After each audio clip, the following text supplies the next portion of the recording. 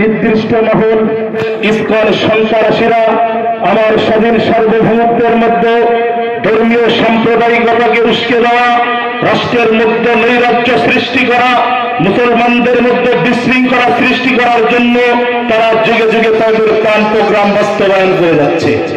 মুহতারাম হাজিরিন, তারাই তাদের প্ল্যান প্রোগ্রামে কতটুকু সফল কাম হবে সেটা তারাই ভালো জানে, তারাই ভালোই বলতে পারবে। কিন্তু তাদের বর্তমান পরিস্থিতিতে তারা মুসলমানদেরকে যেভাবে উস্কে দিচ্ছে, ধর্মীয় সাম্প্রদায়িকতাকে যেভাবে উস্কে দিচ্ছে, এর দ্বারা বাংলাদেশের মুসলমান স্পষ্টভাবে একটা জিনিস বুঝতে পারছে। এরই সূত্র ধরে আল্লাহ পাক রব্বুল আলামিন বাংলাদেশের মুসলমানকে জিহাদ নামক এক মহান ইবাদতের সুযোগ করে দিচ্ছেন। মুহতারাম হাজিরিন, আপনারা জানেন এই ইসকন সন্ত্রাসীদের এত বড় সাহস, আমার স্বাধীন সার্বভৌমত্বের মধ্যে বসে, আমার মাতৃভূমির মধ্যে বসে আমার দেশের আইনজীবীকে প্রকাশ্যে হত্যা করবে, আর আমার বাংলার মুসলিম যুব সমাজ চুক্তি মেরে বসে থাকবে। ও যুবক, তোমার দৌড়িতে রক্ত থাকবে, আর ইসকনের হাতে আমার মায়ের বুক খালি হবে।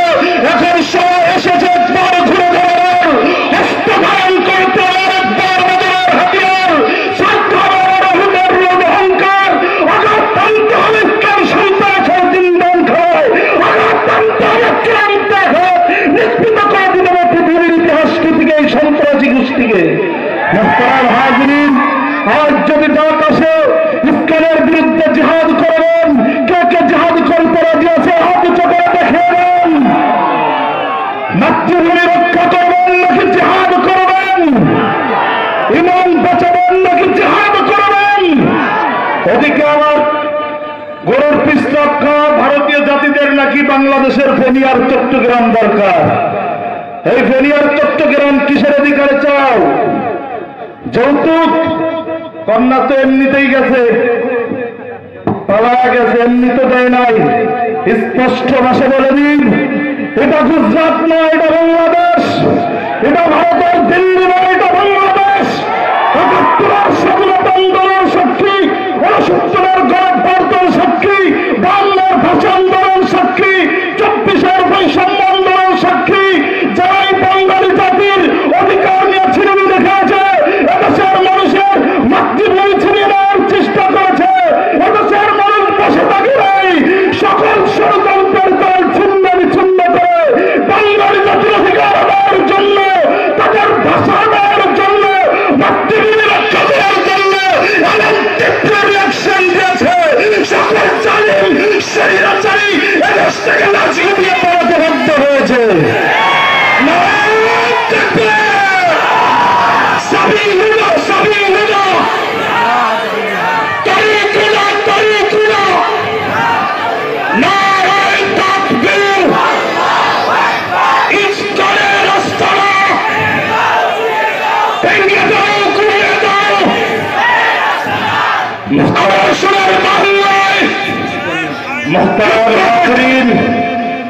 আমার দেশের শান্তিপ্রিয় হিন্দু ভাইদের স্পষ্ট ভাষায় বলে দেয়, তোমরা আমাদের নাগরিক ভাই, তোমরা দেশের মধ্যে থাকবে, তোমরা দেশের সুবিধা ভোগ করবে, তোমাদের ধর্মীয় অনুষ্ঠান করবে, পালন করবে, দেশের মুসলিম জনতা তোমাদের কুস্তিম কারো বাধা দেয় নাই, ইনশাআল্লাহ বাধা দেবে না।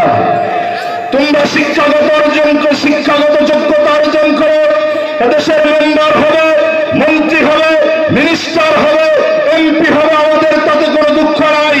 কিন্তু স্পষ্ট ভাষায় কথা বলে দেয়, আজ ভারতের উত্তেজনায় যদি তোমরা আসক্ত হও, ইসকনের সাথে হাত মিলিয়ে তাদের ধোঁকায় পড়ে আমার এই স্বাধীন সার্বভৌমত্বের মধ্যে যদি নৈরাজ্য সৃষ্টি করার চেষ্টা করো, রাজ্যের মধ্যে সেটা সৃষ্টি করার চেষ্টা করো, ইসলামের শান্তি সৌহার্দকে বিনষ্ট করার চেষ্টা করো, খোদার কসম করে বলি, ২৪ আন্দোলনে ১০০ রক্তের বিনিময়ে যে স্বাধীনতা অর্জন করেছি, জীবন দিয়ে ভারত রক্ষা করবো, জীবন দিয়ে ভারত রক্ষা করবো।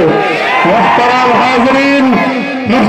হাজিরিন, আজ বাংলাদেশের কিছু নামধারী মুসলমানরা তারা আজ ভারতের সঙ্গে গাদ্দারিতে লিপ্ত হয়েছে, পর্দার আড়ালে তারা পরকীয়ায় লিপ্ত হয়েছে।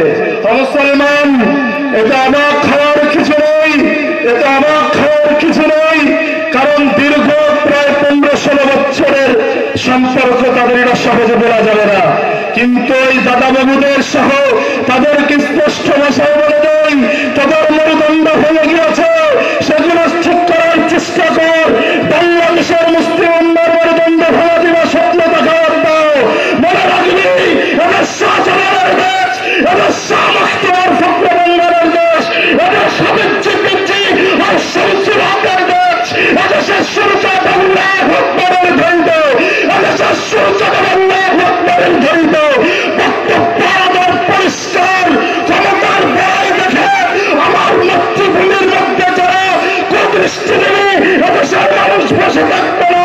সুগার ষড়যন্ত্রের চাল ছিন্ন বিচ্ছিন্ন করে ইমামের বাবা বিপত্তি কেন্দ্র ছিল হয়ে আমার রাজপথে আসবে, আমার সভ্য চত্বর হবে, একটি সভ্য চত্বর নয়, 1800 চত্বর হবে। রাধা কৃষ্ণ সত্য করে গদ্দারের ষড়যন্ত্র বাংলার জমিনে বাস্তবায়ন হবে না ইনশাআল্লাহ। মুহতারাম হাজিরিন, অনুষ্ঠানের পর্যায়ে কোরআন হাদিসের আলোকে অত্যন্ত গুরুত্বপূর্ণ তাকরীর